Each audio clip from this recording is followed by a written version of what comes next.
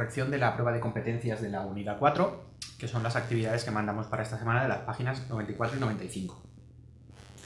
Vale, como sabéis, en esta prueba de competencias, el tipo de texto del que partimos es una captura de una conversación de WhatsApp en la que varios amigos están hablando sobre quedar para ir al cine, algunos que pueden, otros que no, algunos ponen pegas y demás. Y nos sirve este texto para poder trabajar sobre conceptos como los emoticonos, como de las distintas herramientas comunicativas digitales que tenemos en ese tipo de comunicación en concreto.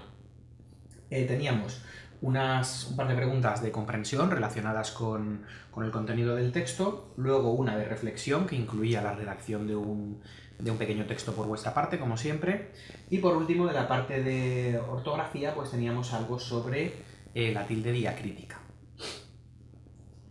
Vamos allá con la primera pregunta. Dice, responde a las siguientes preguntas. ¿De qué trata la conversación?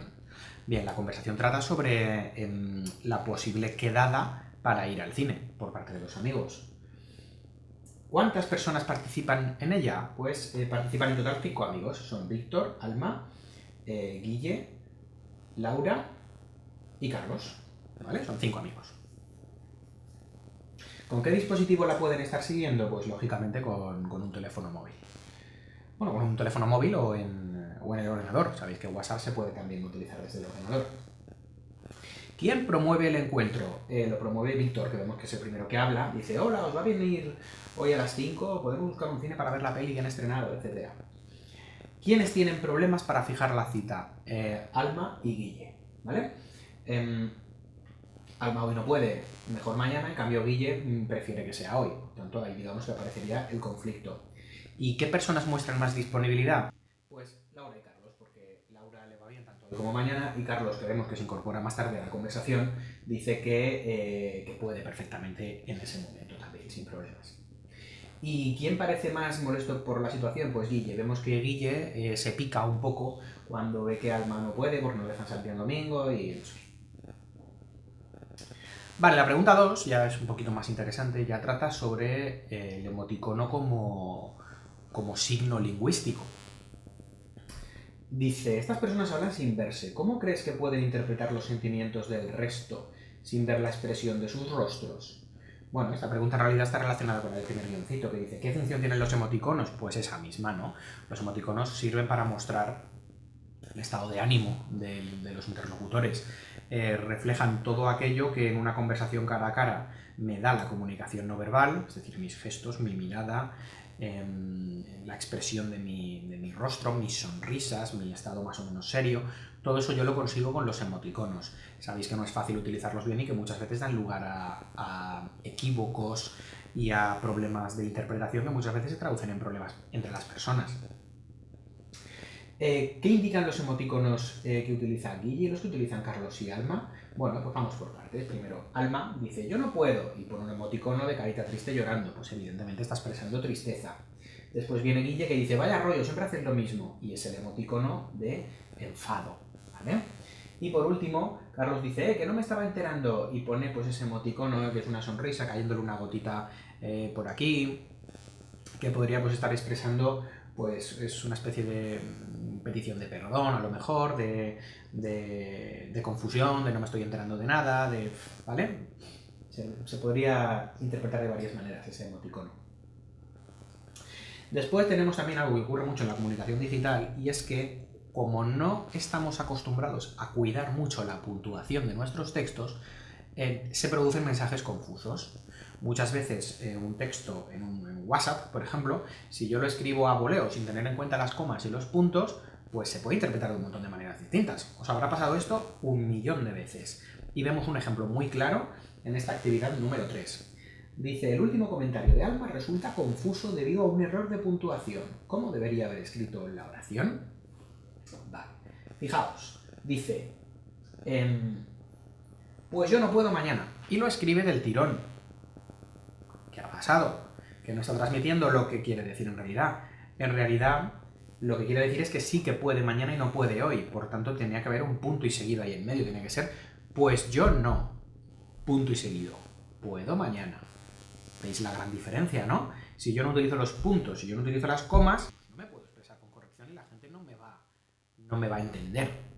¿vale? Fijaos que un solo punto cambia el significado completo de la oración, ¿vale? Llegaríamos así a la actividad 6. La actividad 6 es la actividad de respuesta abierta, que hay todas las semanas, en la que tenéis que ser un poquito más creativos y redactar, pues, normalmente un pequeño texto. Aquí la pregunta es bastante larga y bastante compleja y tiene en realidad 3 apartados. Muchos de vosotros habéis hecho solamente uno, os habéis limitado a hacer la lista de propuestas, por ejemplo. O solamente habéis hecho el texto.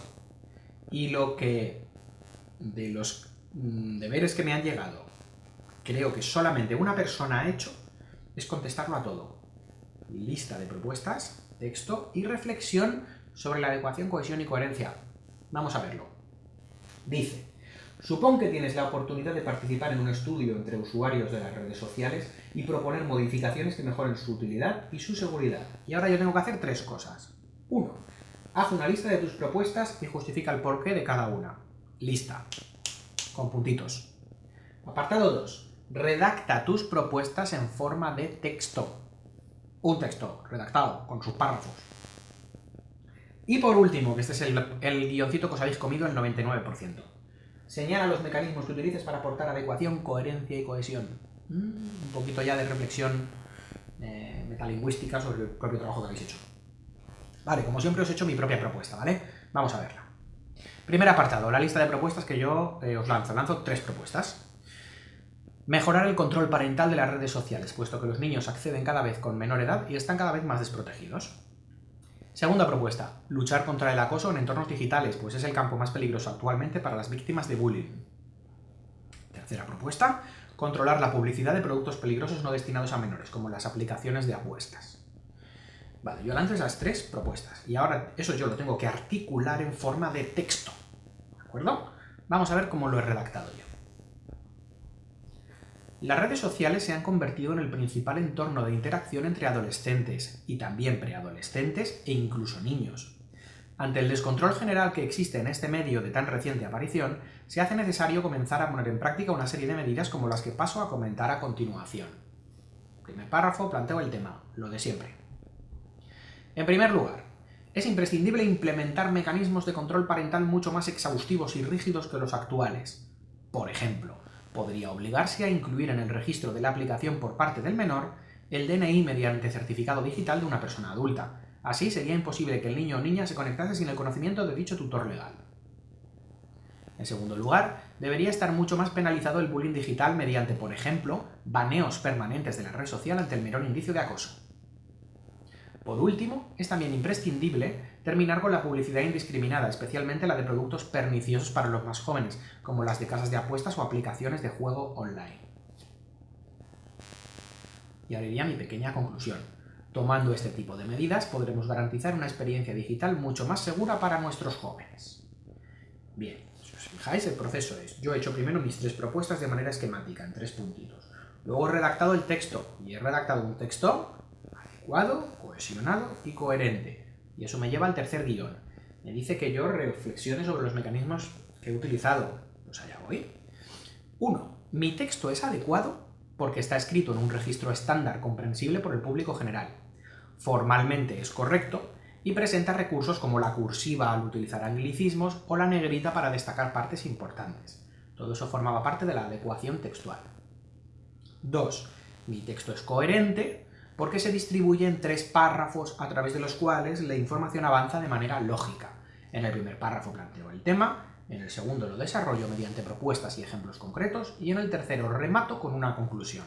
Eso era la coherencia textual, es decir, que el texto tenga un tema claro y que se desarrolle de manera lógica, tanto a nivel interno como a nivel externo, es decir, mediante la separación en párrafos.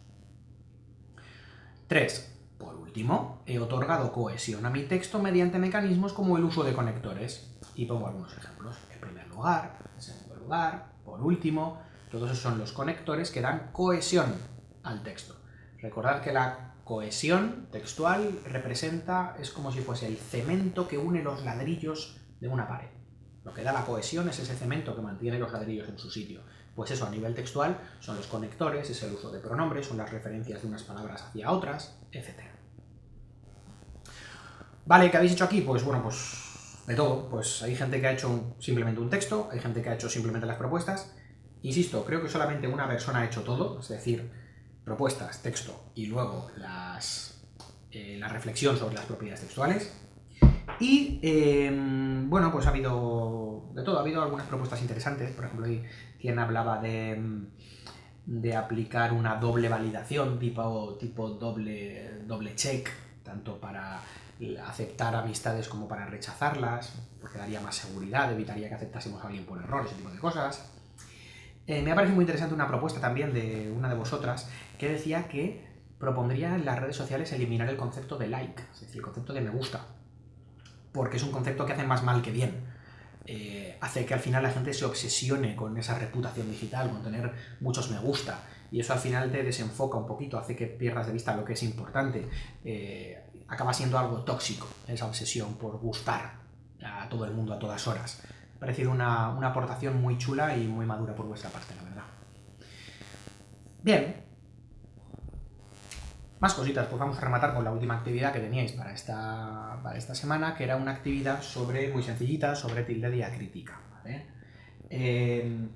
Dice, lee las siguientes oraciones en voz alta y complétalas con la palabra adecuada. Vale, pues muy facilitas, ¿no?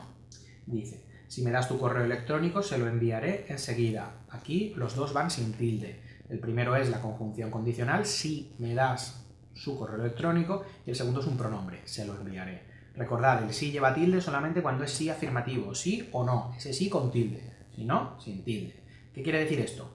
Pues que la inmensa mayoría de veces que en vuestra vida escribáis la palabra sí, la vais a escribir sin tilde. Porque casi siempre que usamos la palabra sí al escribir algo es cuando decimos si no puedo ir te aviso, se va sin tilde. Si vas a venir avísame, pues también va sin tilde. Es decir, muy pocas veces decimos sí en un texto escrito, con tilde, ¿vale? Hablando sí. En la comunicación oral es muy habitual decir sí o decir no, pero normalmente en la comunicación escrita se produce menos. En cuanto al sé, pues ya lo sabéis, el sé sin tilde es el pronombre y el sé con tilde es el verbo saber. Yo sé mucho de ortografía, por ejemplo, ese va con tilde. Resto de casos, sin tilde. Pasa lo mismo, 90% de las veces que escribáis la palabra sé, la vais a escribir sin tilde. Espero que no le dé importancia al retraso. Ese de va con tilde, porque es del verbo dar. La palabra sin tilde es el de preposición. Y volvemos a lo mismo. La inmensísima mayoría la escribiréis sin tilde. Porque normalmente cuando utilizamos la palabra de, estamos utilizando la preposición, no estamos utilizando el verbo dar. He pedido más información, con tilde, sobre el problema. Más todavía no sé qué pensar. Fijaos que incluso en la pronunciación se nota. He pedido más información, con tilde, sobre el problema, más todavía no sé qué pensar. El segundo no lleva tilde porque equivale a pero, ¿vale? Es una conjunción adversativa que sería pues como decir pero, como decir sin embargo. Pero como bien sabéis, se utiliza muy poquito. Ese más como conjunción prácticamente ha desaparecido del habla normal, ¿vale? Puede aparecer a lo mejor en registros más cultos, en textos literarios, pero está cada vez más fuera del uso habitual. Lo cual quiere decir que la inmensa mayoría, aquí nos iríamos el 99% de las veces que escribáis la palabra más, por favor, tilde, porque va a ser el adverbio de cantidad, como aquí. He pedido más información. Y todavía no sé qué pensar. Pues este sé, que sí que es del verbo saber, va con tilde.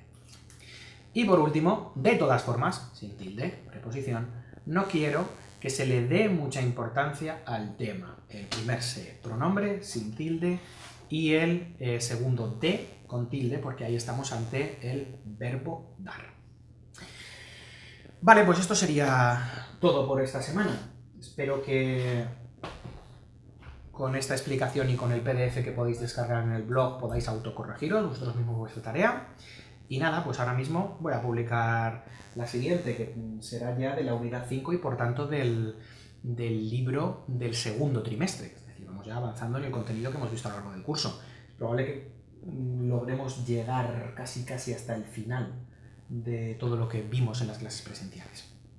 Vale, eso es todo. Nada, me despido hasta la semana que viene. Un fuerte abrazo y cuidaos mucho.